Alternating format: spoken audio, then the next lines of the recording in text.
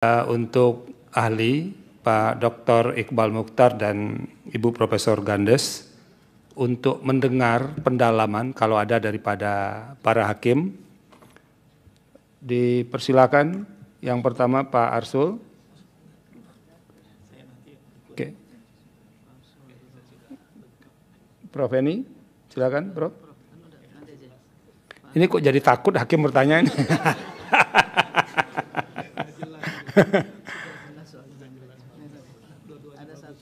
Silakan Prof. Eni, ada yang didalami.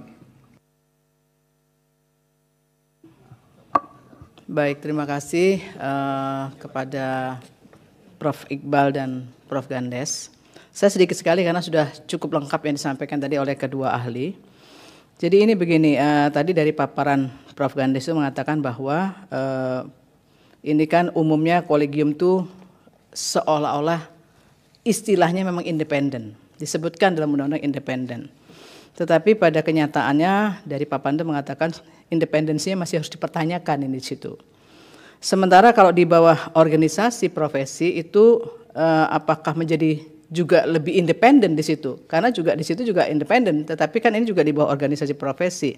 Sebetulnya plus minusnya seperti apa, Prof? Ini di bawah organisasi profesi, kemudian yang satunya lagi kemudian di bawah konsil, tetapi sebetulnya konsilnya di bawah Kementerian Kesehatan. Ini lebih lihat plus minusnya seperti apa. Itu saja sebetulnya. Terima kasih.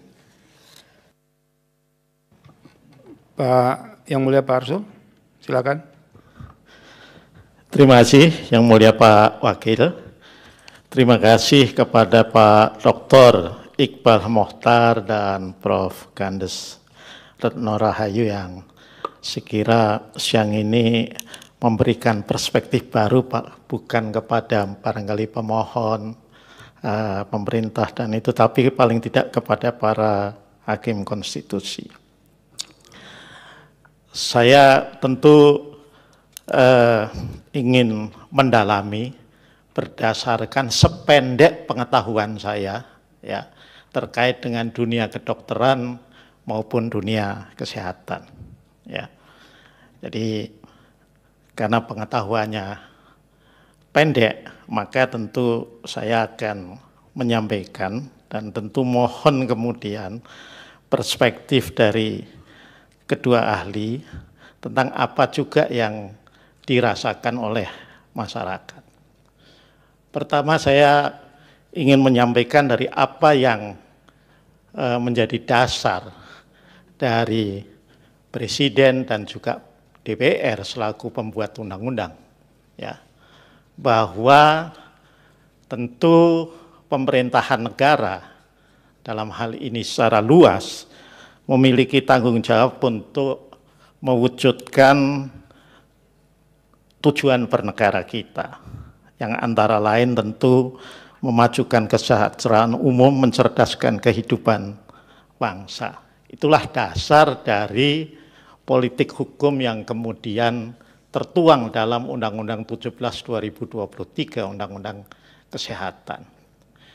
Nah, di sisi lain dari perspektif masyarakat, ya, selama ini dengan rezim pelayanan kesehatan yang ada, ya, di mana ada independensi kolegium, ada pemisahan antara konsil kedokteran dan konsil kesehatan dan lain sebagainya, juga ini belum tentu tepat istilah saya, ya, Prof. Gandes dan Pak Dr. Iqbal, itu belum kemudian membuat dunia pelayanan kesehatan Indonesia itu memuaskan, ya.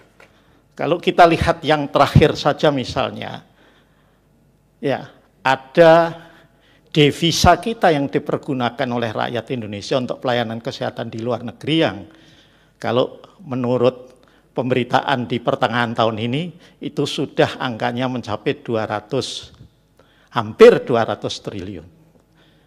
Ini kan tidak terlepas juga dari situasi ya yang ada dalam dunia pelayanan kesehatan kita, pembentuk undang-undang kemudian menjawabnya dengan quote-unquote dalam bahasa saya melakukan revolusi. Katakanlah dari tadinya rezim ya fully self-regulated menjadi rezim nearly fully government regulated. Kan seperti itu. Nah, barangkali perspektif yang saya ingin dengar juga dari Pak Dr. Iqbal dan Prof. Gandes adalah ya bagi kami di mahkamah, kira-kira jalan tengahnya apa? Atau sebetulnya sejauh mana kalaupun ada pergeseran ya dari yang rezim yang saya sebut sebagai fully self-regulated itu ya, tapi juga tidak kemudian berubah menjadi nearly fully government regulated. Itu yang saya kira diperlukan ya. Karena saya kebetulan Prof. Gandes, Pak Dr. Iqbal pernah ada di Senayan selama 2 periode. Saya merasakan juga bagaimana keluhan masyarakat kita terhadap dunia pelayanan kesehatan kita. Ya, dari keluhan masyarakat yang di bawah, menengah sampai yang di atas. Ya, kenapa kok sedikit-sedikit ke Singapura, sedikit-sedikit ke Penang, sekarang ke Guangzhou dan lain sebagainya. Ya, nah ini secara garis besar, secara global sebetulnya kami ingin juga mendengar perspektif. Sebab kalau tadi saya dengarkan, ya, ini mohon maaf kalau saya salah dengar, Pak Dr. Iqbal dan Prof. Gandes adalah ada kecenderungan untuk artinya, ya, meskipun sangat argumentatif dan reasonable buat saya, itu untuk mempertahankan katakanlah kondisi status quo yang ada. Ya, padahal dalam perspektif dunia non kesehatan itu juga melihat ada masalah. Nah itu yang sebetulnya kami juga ingin mendengar juga, ya kira-kira mestinya pun kalau ada pergeseran katakanlah dari fully self-regulated itu tidak sejauh itu, kira-kira seperti itu. Sekira itu Pak Wakil, terima kasih. Terima kasih. Yang lain? Cukup, mungkin yang kedua ahli bisa lebih memberikan di luar yang ditanyakan tadi soal rumah sakit pendidikan. Ini dengan apa yang membedakan rumah sakit pendidikan dengan fakultas kedokteran yang menyelenggarakan pendidikan untuk calon profesi dokter itu antara undang-undang yang sebelumnya dengan yang sekarang. Kami mendengar di beberapa keterangan yang sebelumnya itu sekarang kan seperti ada kayak rebutan antara fakultas kedokteran dengan rumah sakit pendidikan. Yang satu payungnya itu Kementerian Pendidikan, yang satu payungnya itu adalah Kementerian Kesehatan. Kira-kira kalau desain yang ada di undang-undang sekarang itu apa sih bagusnya dan apa lemahnya? Yang lama itu apa bagusnya dan apa lemahnya? Kira-kira di titik mana kita harus berpijak supaya target seperti yang dikatakan Profesor Gandes tadi, Pak Dr. Iqbal, bahwa salah satu poin bagaimana mendidik calon dokter. Nah, kalau tempatnya rebutan itu bisa jadi akan ada disharmoni dan segala macam. Kira-kira bagaimana ini mencarikan titik tengahnya di antara dua soal ini agar nanti tenaga kesehatan terutama dokter yang dihasilkan itu bisa mengabdi dalam pengertian tidak hasil produk dua institusi yang dalam tanda petik rebutan tadi. Terima kasih. Mungkin yang pertama kita minta dulu kesediaan Bapak Dr. Iqbal untuk memberikan respon terhadap pertanyaan-pertanyaan atau pendalaman dari Majelis Hakim tadi. Silakan Pak Iqbal. Terima kasih Yang Mulia Hakim Konstitusi Pak Saldi Isra. Saya kira yang pertama saya akan mencoba menjawab pertanyaan dari Yang Mulia Hakim Ibu Eni.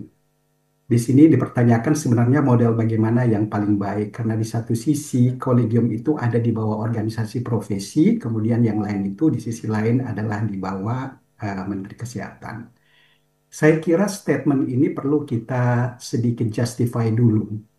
Jadi sebenarnya kolegium itu tidak pernah sama sekali berada di bawah organisasi profesi. Walaupun secara administrasi, secara struktural, secara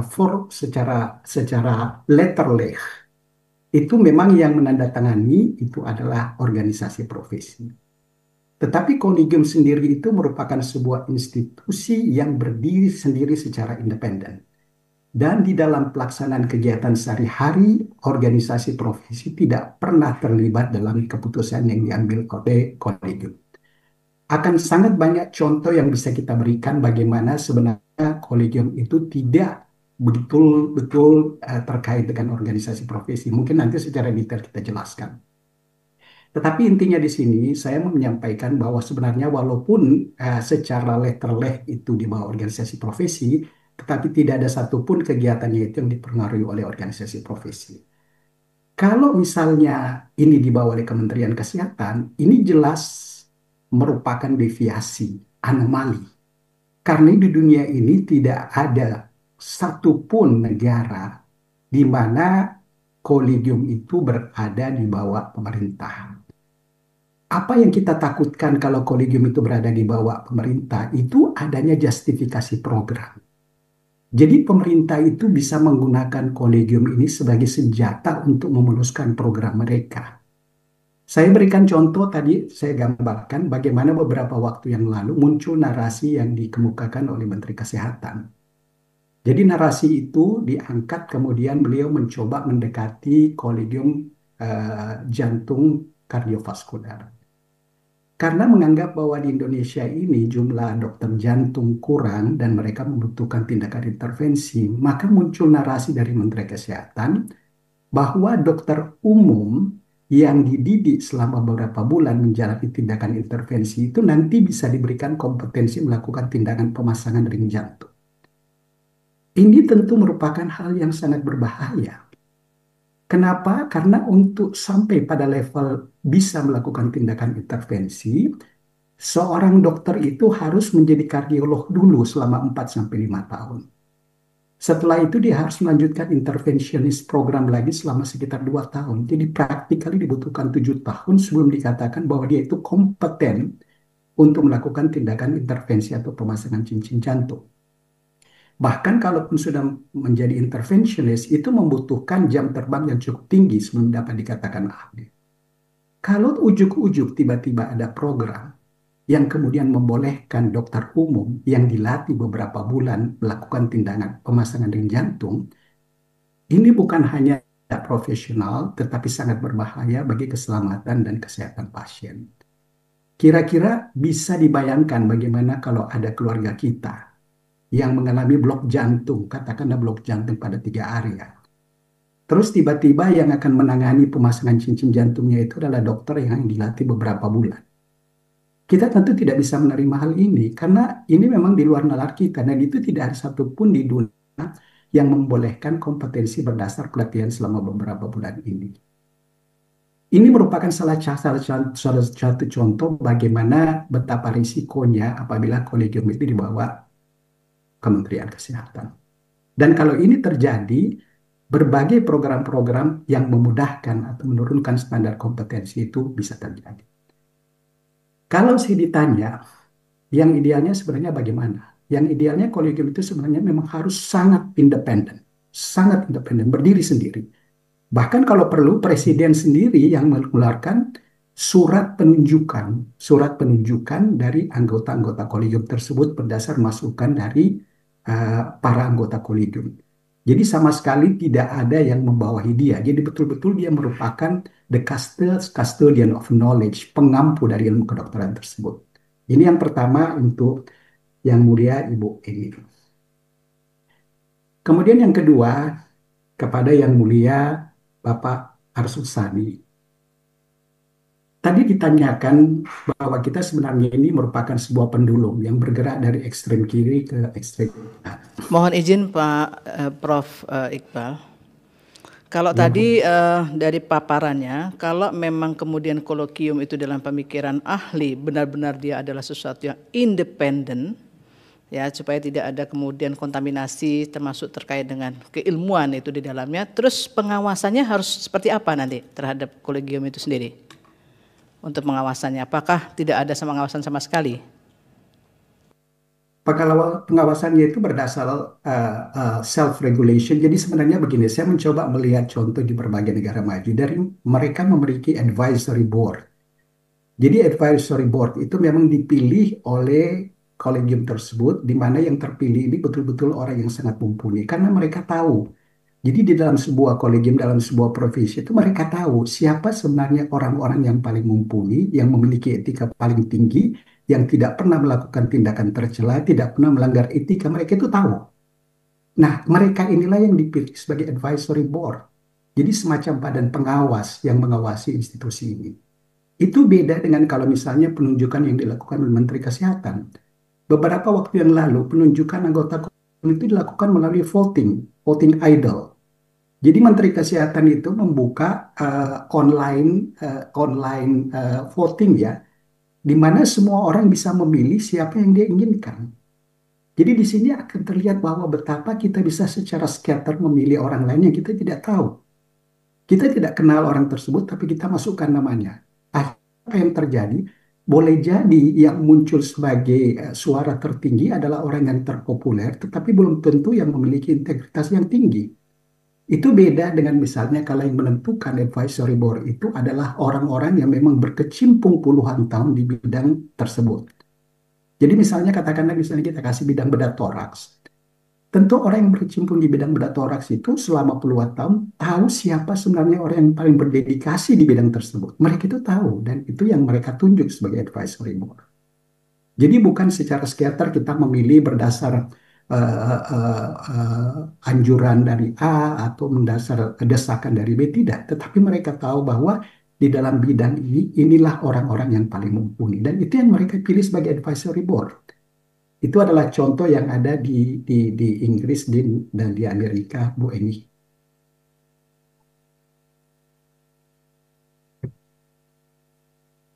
Cukup? Masih ada yang mau direspon? Silakan.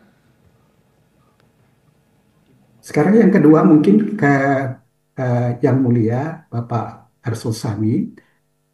Tadi telah disebutkan bahwa kita sebenarnya bergerak seperti pendulum, dari pendulum kiri yang sangat ekstrim kepada pendulum kanan yang sangat ekstrim. Saya sepakat bahwa sebenarnya memang semua tujuan kita bernegara itu adalah untuk memajukan kesejahteraan umum dan memperbaiki kesehatan masyarakat.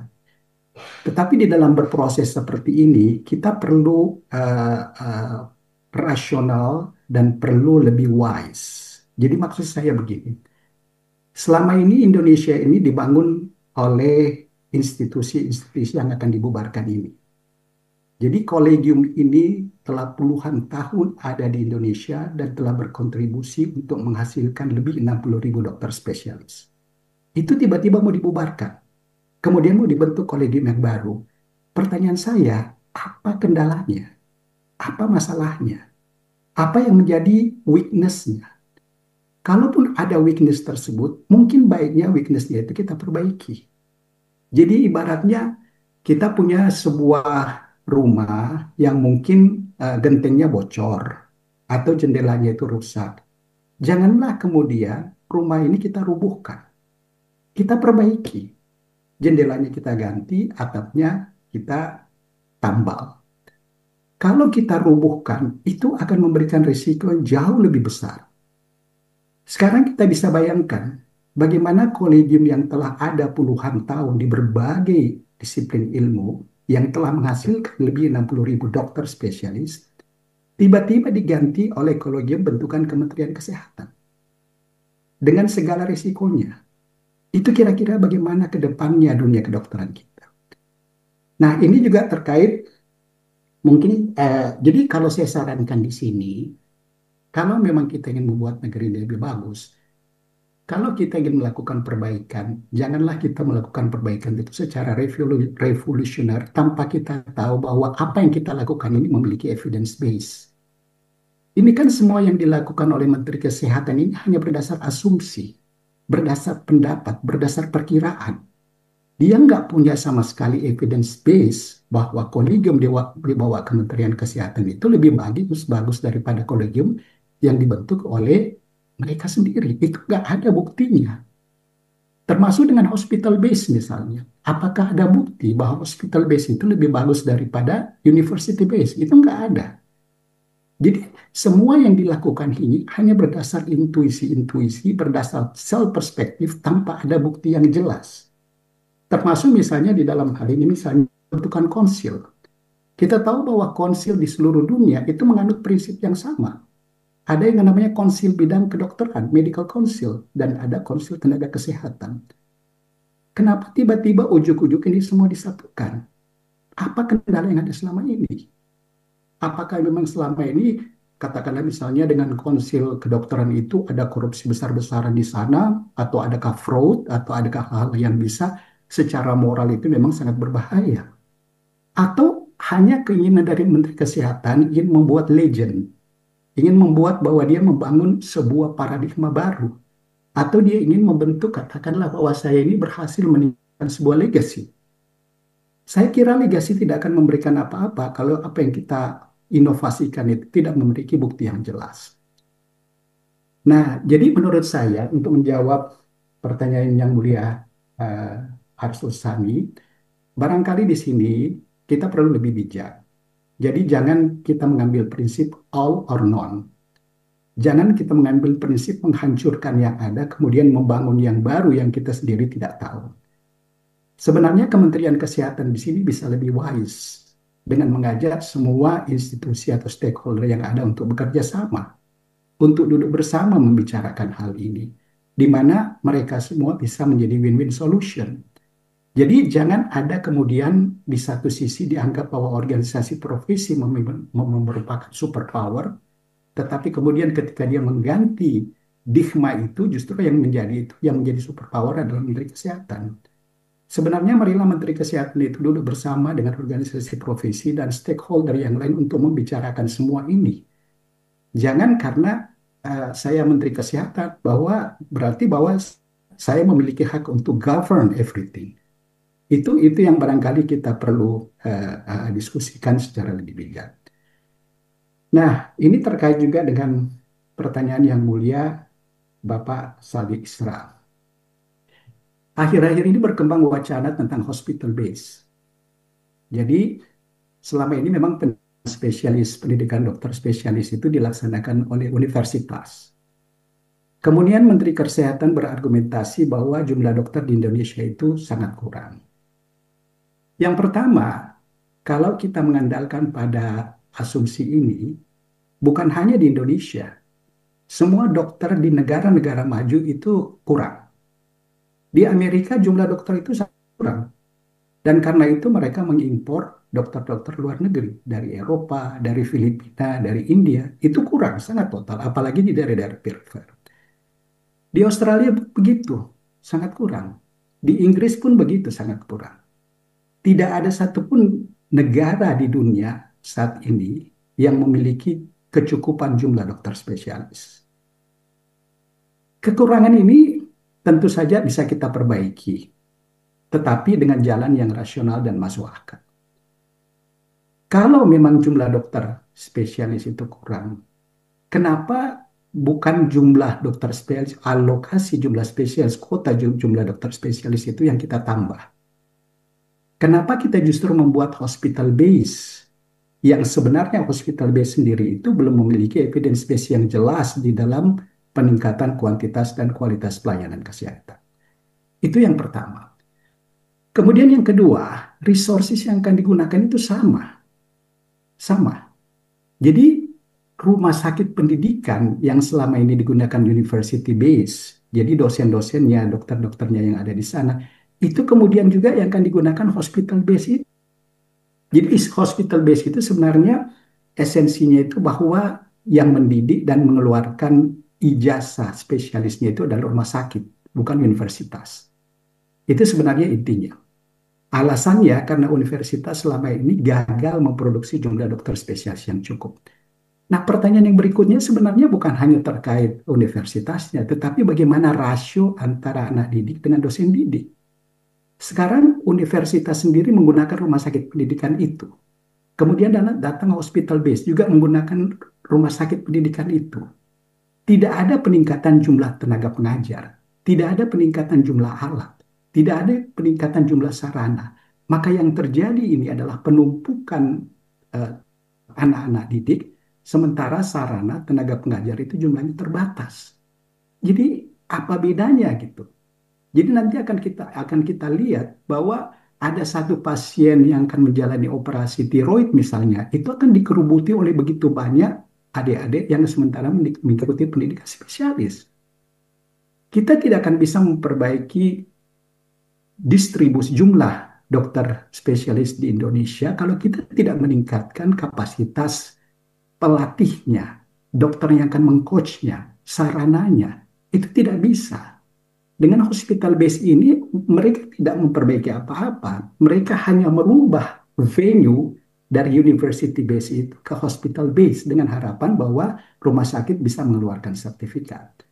Pertanyaannya sekarang, untuk apa kita menganut hospital base kalau yang di university base itu bisa kita perbaiki? Katakanlah misalnya kuota university base itu kurang. Ya kita tambahlah kuotanya tanpa perlu merubah menjadi university base. Kalau misalnya katakanlah residensi itu nggak dibayar, ya kita bayarlah. Dan kan memang undang-undang sejak beberapa puluh tahun yang lalu memang sudah memandatkan bahwa dokter yang menjalani residensi itu harus dibayar, harus digaji. Tapi itu tidak dilaksanakan oleh pemerintah. Nah sekarang itu yang kita perbaiki. Jadi maksud saya begini, kita tidak usah merombak sesuatu hal itu secara frontal. Mari kita gunakan apa yang ada, kita perbaiki apa yang ada, segala hal-hal yang tercederai pada waktu sebelumnya itu kita perbaiki. Agar supaya apa? Kita tidak menuju dari satu spektrum ke spektrum lainnya, kita sendiri tidak tahu bagaimana ke depannya. Nggak ada yang bisa nggak ada yang bisa meramal atau memberikan asumsi apa yang terjadi dengan kolegium kalau kolegium ini dibawa ke Kemenkes. Bahkan mungkin akan lebih banyak efek negatifnya. Atau misalnya hospital base, siapa yang bisa bisa menyebutkan bahwa hospital base itu lebih bagus dari university base? Setiap negara di dunia ini memiliki sistem yang berbeda dan mereka menggunakan sistem university atau hospital base yang berbeda. Apa yang terjadi di Inggris belum tentu kompatibel dengan terjadi dengan kita di Indonesia. Selalu disebutkan bahwa oh kita kan mau mencontoh Amerika, kita mau mencontoh Inggris dan sebagainya. Pertanyaan saya, apa kita berani mencontoh penggajian mereka? Berani nggak kita menggaji dokter ratusan juta per bulan? Jadi kita jangan mencontoh yang sifatnya hanya parsial gitu. Kita mencontoh secara in toto. Karena kalau kita mencontoh secara imparsial hasilnya tidak akan efektif. Kita mau mencontoh katakan hospital base di Inggris, tetapi kita tidak memberikan penggajian yang relevan kepada PPDS. Saya dulu di Inggris tahun 2003, per jam itu dokter spesialis residensi itu mendapat 12 pound per jam. Per jam mereka bekerja. Jadi kalau dikali 8 jam per hari, mereka itu sudah dapat hampir ratusan pound per hari.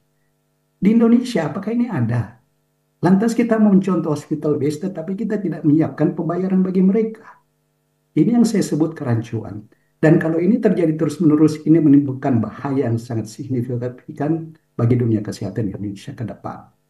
Saya kira sementara dari saya, Bapak Yang Mulia Saldi. Terima kasih. Terima kasih. Prof. Gandes, dipersilakan. Terima kasih Yang Mulia Profesor Saldi Isra. Yang pertama, tanggapan saya terhadap pendalaman dari Yang Mulia Profesor Eni. Lantas siapa yang akan mengawasi, observing, kolegium? Karena tugas utama kolegium ini adalah penjaga keilmuan, kolegium-kolegium ini di dunia ini saling berinteraksi, saling belajar, dan pasti kemudian tidak ada yang ingin tertinggal atau menggunakan pendekatan-pendekatan obsolet yang di tempat lain sudah tidak ada. Ini seperti learning organization, tapi terkoneksi Dan koneksinya ini meliputi berbagai aspek. Dari kompetensinya apa, oh di sana diajarkan begini, ini tidak. Approach pendidikannya, sampai bagaimana mengakses. Saat ini, konferensi-konferensi pertemuan ilmiah di tingkat internasional telah ada yang khusus hanya membicarakan aspek education dari residency program. Nah di sana itu saling belajar, itulah kontrol oleh peer secara keilmuan. Mereka saling belajar, ternyata kalau metode assessment saya tidak menggunakan workplace based assessment, maka itu sudah jadul, maka akan berubah. Saya mencontohkan, sekian tahun yang lalu jauh sebelum COVID saya mendampingi salah satu kolegium ortopedi. Bagaimana mendesain ujian kompetensinya, itu membuat benchmark dengan Australia. Kemudian kita kritisi bersama-sama. Oke, Australia memakai seperti ini, kalau diterapkan di Indonesia, menurut saya, dengan yang saya pelajari, maka gunakanlah long case, tapi beberapa station. Maka validitas, reliabilitasnya seperti ini. Sekarang muncul di tempat lain adanya metode yang baru. Mari kita kritisi. And then how can we apply in Indonesian context? Tapi apa pegangannya? Kalau assessment misalnya validitas, reliabilitas. Itu yang kita pegang. Strateginya kemudian kita sesuaikan. Jadi kontrol secara konten ini dilakukan oleh peer antar berbagai negara. Yang itu terjadi dalam berbagai pertemuan, publikasi, dan seterusnya. Kemudian yang tadi disampaikan yang mulia Prof. Eni pula, apakah di bawah OP juga bisa independen? Sepemahaman saya, OP ini rumah besar. Rumah besar itu mempunyai berbagai ruangan. Ruangannya cukup luas. Setiap ruangan itu ada function masing-masing. Nah khusus untuk kolegium spesialis, enggak ada. Saya lihat pengurus ID kemudian dalam tanda petik mengintervensi. Karena sangat spesifik. Kolegiumnya macam-macam, di situ ahli-ahli yang memang mempelajari, yang tahu what are their strength, what are their weaknesses. Dan ada best practice di antara praktek di berbagai belahan dunia, maka tidak akan intervensi untuk masalah akademik. Ya. Kemudian yang berikutnya mohon izin untuk merespon dari yang mulia Profesor Asrul Sani. Betul sekali bahwa politik negara harusnya sesuai pembukaan Undang-Undang Dasar 1945 memajukan kesejahteraan umum dan mencerdaskan kehidupan bangsa. Saya kira itu harus menjadi panduan siapapun pemimpin negeri ini. Tadi Prof. Asrul Sani menyampaikan bagaimana yang dulu kolegium yang fully independent dan nearly fully government regulated. Keluhan masyarakat banyak, devisa tertarik ke luar negeri banyak sekali. Mohon izin saya ingin menyampaikan dua hal yang tadi juga saya singgung dalam presentasi saya. Ada konsep yang disebut healthcare, pelayanan kesehatan. Healthcare ini biasanya fungsinya, fokusnya adalah bagaimana meningkatkan derajat kesehatan penduduknya. Kesetaraan, bahwa akses pelayanan kesehatan bisa dinikmati oleh sebagian besar penduduk Indonesia yang sangat heterogen sosial, ekonomi, latar belakang, geografis, dan seterusnya. Maka kita tahu dengan pendekatan itu ada BPJS. BPJS dengan segala kekurangannya sudah sangat menolong masyarakat yang tidak mampu. Karena ini adalah fokus healthcare. Yang satu adalah health industry. Bagaimana kemudian memproduksi dalam tanda petik menjual produk dan jasa kesehatan. Apa itu produk dan jasa kesehatan? Macam-macam. Mulai dari farmasi, biologi, vaksin, alat diagnostik, alat-alat kesehatan yang lain. Kemudian ya kita mempunyai sekali kekayaan genomik kita misalnya dan seterusnya. maka itu menjadi sumber devisa. Maka fokusnya adalah bagaimana meningkatkan produksi peralatan tersebut, bagaimana kemudian industri obat menjadi maju, dan seterusnya, dan seterusnya. Next question is then, dengan limitasi anggaran yang dipunyai negara, what would be the priority? Saya kira kita semua di ruangan ini pernah ke daerah-daerah terpencil. September lalu saya ke suatu daerah yang sangat terpencil, 6 jam dari Palembang. Dan saya memahami betapa fokus keberpihakan pemerintah terhadap sebagian populasi kita yang rentan dan terpinggirkan. Itu mestinya menjadi salah satu yang utama dalam short and medium period. In the long run, maka kita juga perlu mempersiapkan untuk menuju ke health industry. Dan kemudian bagaimana keduanya itu bisa kita kelola. Sehingga pada saat kemudian ada yang komplain, mengapa semua lari ke sana, devisa ke sana, then we have to understand what is happening in our country. Priority apa yang harus kita fokuskan? Menurut saya, dalam periode ini, tahun-tahun ini, prevensi, peningkatan prevensi itu masih sangat-sangat relevan. Anak-anak kita yang SD, SMP, di sini ada beberapa klinisi senior yang tahu persis bagaimana penyakit sederhana diabetes mellitus. Sekian tahun lalu jarang sekali itu kita jumpai anak-anak kita. Sekarang anak-anak SD terdiagnosis. What does it mean? Prevensinya apa? Makanan kita yang kacau. Kacau. Dan itu kemudian perlu diregulasi. Fokus ke sana. Sekarang kita bergembira di mana-mana, remaja sudah senang dan menjadi lifestyle olahraga. Itu yang kemudian juga kita genjot. Dan kita lanjutkan dari spektrum anak kecil sampai orang dewasa. Nah, ini sebenarnya mestinya menjadi, Prof. Arsul Sani menurut kami adalah politik yang mana yang akan kita pakai? Next 3 years, 5 years, 10 years, and in the long run. Dan itu mestinya berkesinambungan walaupun pemerintahnya berganti. Nah, ini yang saya kira tidak hanya berhubungan apakah kolegiumnya fully independent atau nearly fully government regulated, tapi ada konsep besar, konteks besar yang sama-sama harus ditentukan dulu. Berikutnya mohon izin untuk merespon dari pendalaman yang mulia Profesor Saldi Isra. Prof. Saldi, saya beberapa kali dalam pertemuan dan tidak akan bosan menyampaikan. Kalau kita terus-menerus mengatakan kekurangan, the first question adalah seberapa dream kita untuk mempunyai jumlah dokter. Dalam level dokter apa? Dokter umum, spesialis, subspesialis, and where? Dan bagaimana menghitungnya? Itu harus terbuka.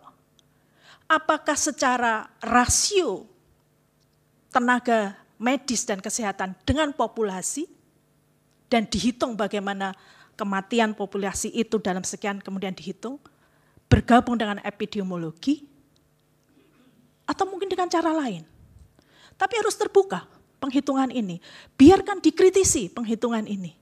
Karena kita mempunyai banyak ahli-ahli untuk bisa mengkritisi itu. Setelah sepakat, publish secara transparan. Oh, ternyata di Jogja sudah overload semua spesialisasi. Maka kalau ada orang tua di Jogja yang anaknya pengen menjadi dokter, they will discuss. Kamu nanti kalau akan jadi dokter, nggak bisa loh kerja di Jogja. Karena 30 tahun lagi prediksinya sudah enggak di situ. Misalnya seperti itu.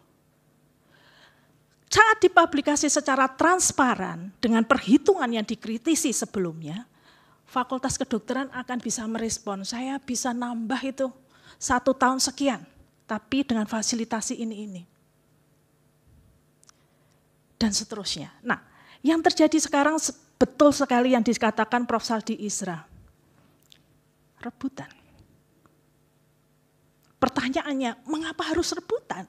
Ini untuk siapa? Sebenarnya tidak untuk Kementerian Kesehatan, untuk Kementerian Pendidikan, untuk kolegium, untuk konsil. Ini untuk Indonesia. Nah, yang terjadi yang sebelum Undang-Undang Kesehatan ini, penyelenggara adalah Fakultas Kedokteran. Tetapi yang namanya spesialis, subspesialis, tentu juga dokter, dokter gigi, perawat, tidak akan pernah tidak menggunakan hospital. Karena itu adalah wahana utamanya. Maka selama ini hospital-hospital di bawah Kementerian Kesehatan maupun Kementerian Pendidikan, Pemda, mungkin yayasan, itu bekerja sama menjadi lahan. Fakultas Kedokteran sebagai penyelenggara mengurusi seleksinya, menyiapkan SDM-nya, kurikulumnya, metode yang bagus dilatih lagi, metode assessment yang bagus dilatihkan lagi, memastikan kualitasnya terkontrol, dan memastikan sebelum lulus menguasai itu, dan kemudian mengeluarkan ijazah atau sertifikat profesi. Rumah sakit mendukung itu semua sebagai wahana. Tentu saja akan ada variasi rumah sakit yang mungkin kalau stase di rumah sakit itu sudah lumayan mencukupi, tapi ada rumah sakit pendidikan yang nggak bisa stase di rumah sakit, harus beberapa rumah sakit karena case ini banyak di sana dan seterusnya. Itu terjadi dalam suatu ikatan kerjasama. Nah yang sekarang karena ada dalam petik, mohon maaf saya menggunakan istilah yang tidak nyaman, ada dua atasan, maka seakan-akan who should I serve? Yang ini atau yang ini? Saingan. Dan padahal yang diperebutkan ini adalah yang sebenarnya bisa dipakai bareng-bareng. Asal tadi penghitungan jelas. Mohon maaf, piloting yang dilakukan di 6 rumah sakit itu sebenarnya itu adalah rumah sakit pendidikan. Bukan rumah sakit baru yang kemudian dicoba, mungkin di situ working dengan konsep ini. No, itu adalah rumah sakit yang sudah lama bekerja sama. Sehingga titik tengahnya seperti apa? Prof. Saldi Isra, saya sangat meyakini Prof. Saldi, karena saya cukup sering mengikuti Prof. Saldi, jauh lebih memahami dari saya pengaturan kewenangan kementerian. Who should lead in which sector? Pendidikan spesialis dan subspesialis adalah termasuk pendidikan tinggi. Pendidikan tinggi, leading sektornya, mestinya adalah Kementerian Pendidikan Tinggi. Leading sektor apa? Mestinya membuat regulasi-regulasi dari masuk sampai keluar. Dan itu mestinya diikuti oleh kementerian lain. Nah kalau kewenangan ini kemudian menjadi overlapping, pertanyaan mendasar adalah untuk siapa kita melakukan itu? Dan mestinya itu balik lagi, mestinya untuk Indonesia. Bukan untuk satu sektor tertentu. Maka di sana kerjasama dan kolaborasi sesuai tugas pokok wewenangnya masing-masing, itulah sebenarnya yang menurut saya harus diperbaiki. Supaya kalau selama ini di berbagai tempat, di berbagai sektor kita mengeluh, wah tambang kita habis, sumber daya kita habis. Jangan sampai sumber daya manusia kita juga akan habis, dieksploitasi karena kita salah memanage dan bekerja sama. Terima kasih. Terima kasih Prof. Pak Iqbal, Dr. Iqbal. Ini berarti berakhir juga fase sidang tambahan kita untuk 3 permohonan ini.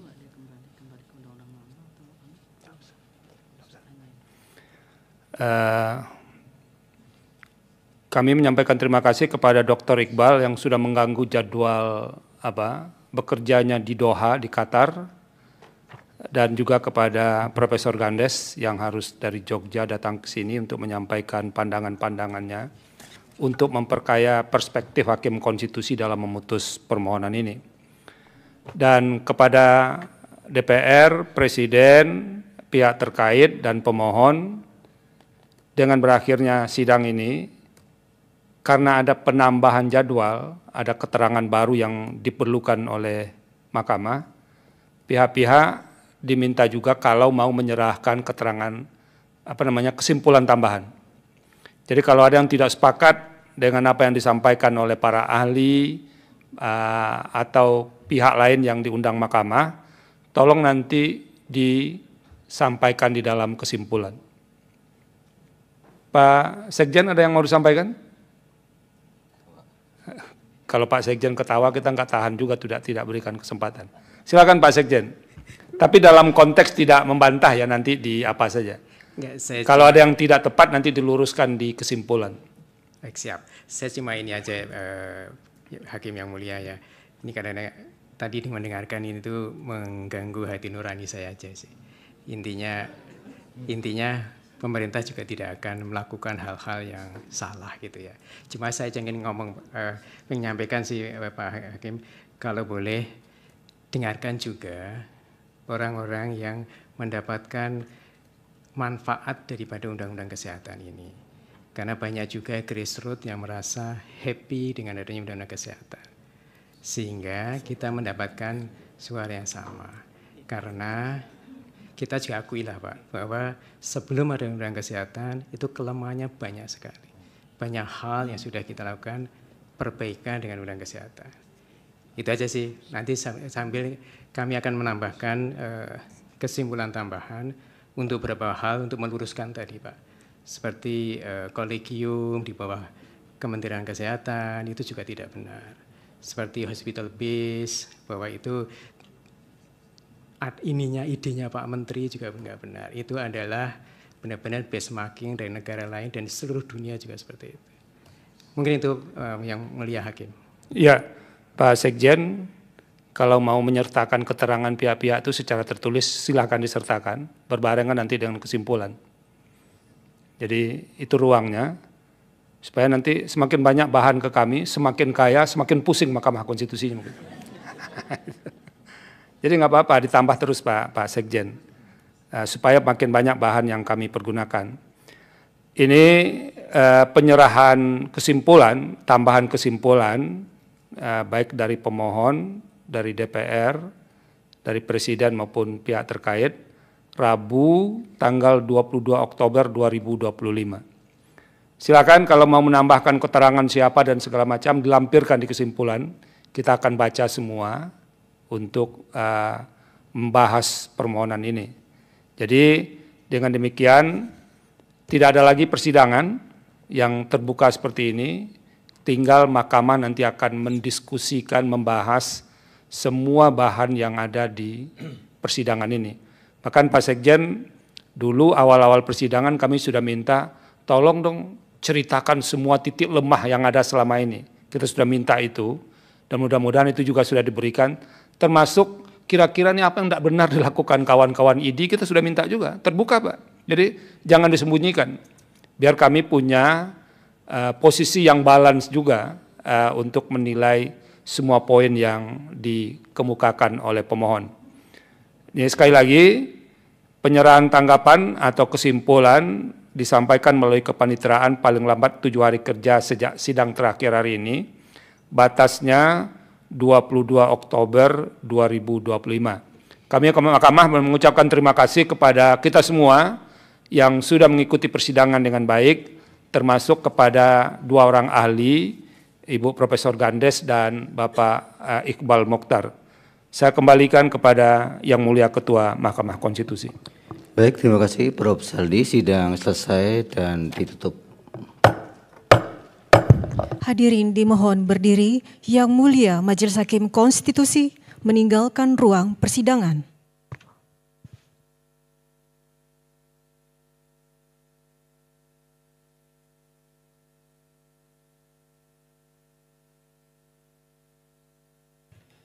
Hadirin disilakan duduk kembali. Hadirin yang kami hormati, demikianlah persidangan pada hari Selasa, tanggal 14 Oktober 2025 untuk perkara nomor 111, 156, 182, garis miring PUU, garis datar 22 Romawi, garis miring 2024 telah selesai.